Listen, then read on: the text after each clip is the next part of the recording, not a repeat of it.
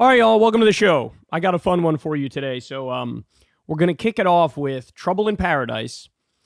Donald Trump is apparently, and I quote, fucking pissed at Charlie Kirk. So that should be interesting, getting into the backstory and how we got there.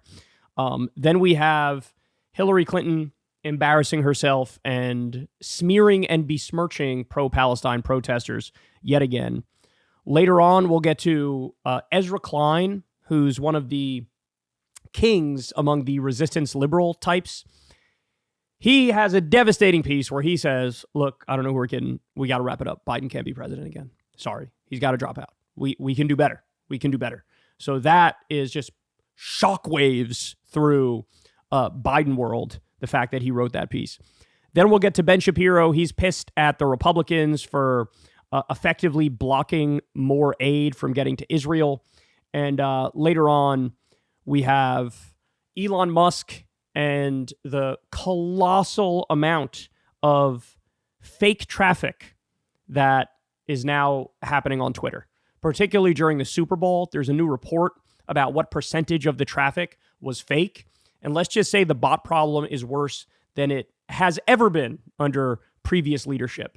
So we'll talk about all that and much more. Everybody do me a big favor. Please subscribe to the channel. It helps out massively in the algorithm. It doesn't cost you anything. We're trying to get to that 10 million number, which is a while away, but you build it one at a time. So hook a brother up with a sub. And much love and appreciation and a deep thank you to everybody who supports this show on Patreon.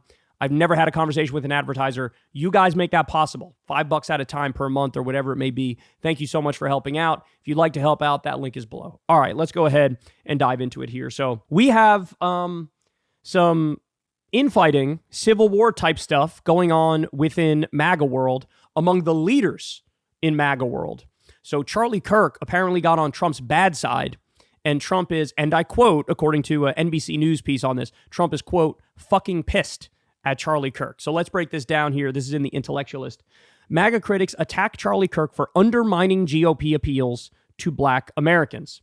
The role of Charlie Kirk, a conservative activist in recent Republican National Committee leadership changes, has ignited a debate over the GOP's commitment to inclusivity.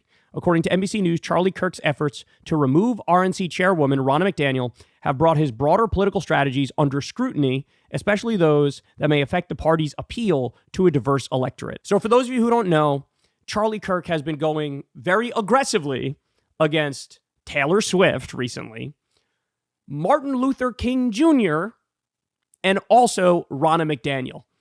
After the failure of the midterms, Charlie basically put the blame first and foremost on the head of the RNC, Ronna McDaniel, and it got to the point where she was basically forced to step down. Charlie was one of the voices leading the charge to get her removed. Now, he claims it's because she's a loser, right? Like, we should have had a red wave. We didn't have a red wave. You got to put the blame somewhere. I'm putting the blame on her.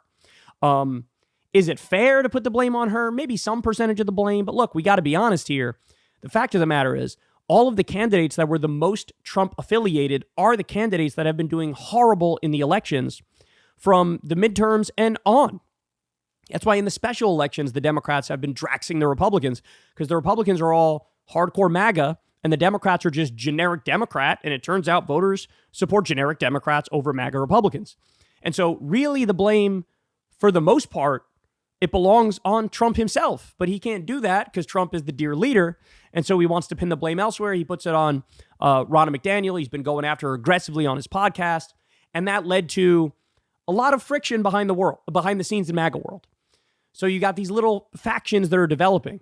For example, Tudor Dixon did this big long thing attacking Charlie Kirk the other day for a plethora of reasons. And of course, Trump is sitting there and he's the kingpin and he's going, I need my people all on the same page and to chill out and stop attacking each other. And so this is annoying him and getting under his skin. They continue here. Kirk's remarks on his podcast have particularly drawn criticism. He questioned the necessity of a federal holiday for Martin Luther King Jr. and expressed skepticism about diversity, equity, and inclusion initiatives, specifically in the airline industry. Quote, this is from Charlie Kirk.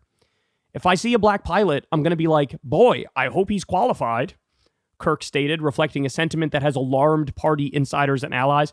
So he's now gone so extreme and so racist, and we covered those comments, by the way, that even other Republicans are like, hey, you jackass, we're trying to make inroads with black voters here, and we were doing that, and you want this to be the face of the Republican Party against MLK Jr. Day as a holiday, questioning if a black pilot could fly a plane? What are you doing? So Daryl Scott is a black pastor who supported Trump for a long time. Listen to this. Daryl Scott, a pastor and one of Trump's earliest black supporters, shared his concerns with Trump, highlighting Kirk's potential to alienate minority voters. Quote, racism is like the word ugly.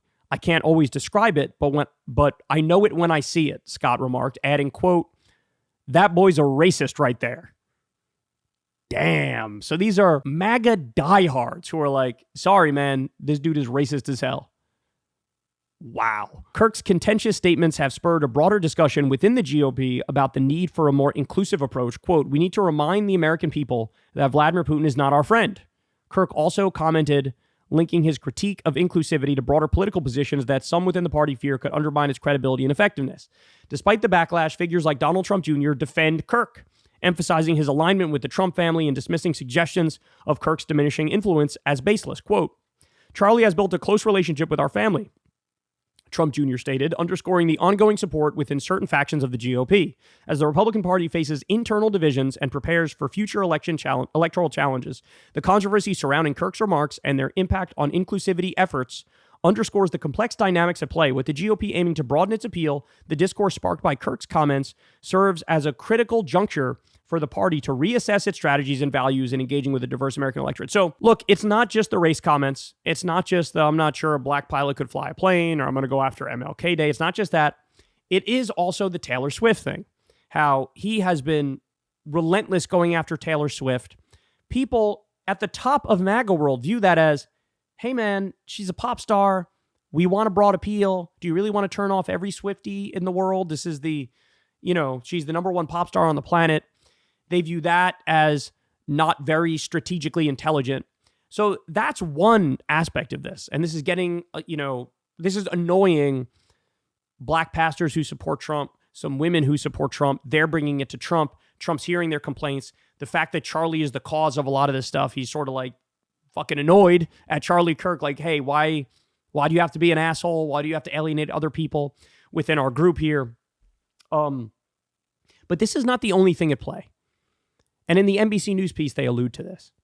So apparently, there's a personal financial angle to this as well.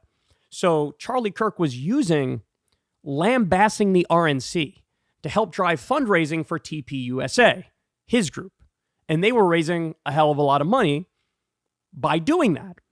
Not only that, apparently there's a voter data angle to this as well, where Charlie Kirk's right-hand man apparently helped develop some app that he wants to be used by the RNC. And they may have hit a brick wall with Ronna McDaniel trying to get their app play within the RNC. And so they launched a jihad against the current RNC and Ronna McDaniel. They got her removed. And then the question becomes, well, is another reason that they're doing this not just financial, right, but also because they want access to all of that voter data. They want their app to be used. They want to get the windfall profits from that as well. And when I look at it, my conclusion is I think it's probably all of that stuff, right? Great reporting from NBC on this. They wrote the original article. I think it's all that stuff. I think in MAGA world, you have a lot of grifters who are looking for an angle, looking for a way to get ahead, being careerist, looking to make an extra buck. I think a lot of the people in this conversation fall in that category. So I think there's that angle, and I think there's the angle just vying for more power, vying for closeness to Trump. Ronna McDaniel got axed Game of Thrones style, and then you got the Tudor Dixons of the world and this black pastor, among many others, who are trying to tell Trump, hey, from an electoral perspective, you got to, distance yourself from a guy like Charlie and also come closer to us, right? Come closer. They want to be the ones whispering in Trump's ear, and they feel like Kirk is closer to Trump than they are as well. So look, one word for this, right? Disarray. This is right-wing disarray. This is a right-wing civil war. And I'm sure it's going to morph. It's going to evolve. We saw this back during the primary with DeSantis versus Trump. In fact, Charlie Kirk got in a little hot water at the time because he was playing footsie and flirting with DeSantis when he thought DeSantis might pop off. and he had an interview that pissed off Trump world. He needed to go groveling back to Trump world, and that also may be one of the reasons why this article came out. Right? Is that it could be that Trump himself and Trump Jr. are actually still low key sort of pissed about Charlie Kirk being disloyal for a second there when it comes to DeSantis, flirting with DeSantis over Trump. And so I don't know, maybe they'll listen to the likes of Tudor Dixon and others when they say, hey, you got to like keep him at a distance, right? Keep Charlie Kirk at a distance. So look, it's nice to read articles like this for the very simple fact that you can start to think after a while, oh, the left are the only ones who are colossally dysfunctional and everybody hates everybody else. Every thought leader is annoyed at every other thought leader. Every politician has a bad relationship with this other person and that person who's part of the coalition. And how the hell are we going to bring all this together, right? You start to think, oh, the left we're the ones who are a mess. No, but it turns out all the same little petty personal aspects of politics and coalition building, it also applies to the right. And a lot of these people hate others. And they're all careerists and they're grifting and they look for an angle and they annoy people with certain things. And that's where we are now. So it'll be interesting to see what the big guy does with the likes of Charlie Kirk. Does he view him as still valuable or is he basically expendable? I guess we're going to find out. Hey, y'all, do me a favor and like and subscribe. It helps out big time in the algorithm. Click the bell as well for notifications when videos drop and watch that video on screen right now. You know you want to.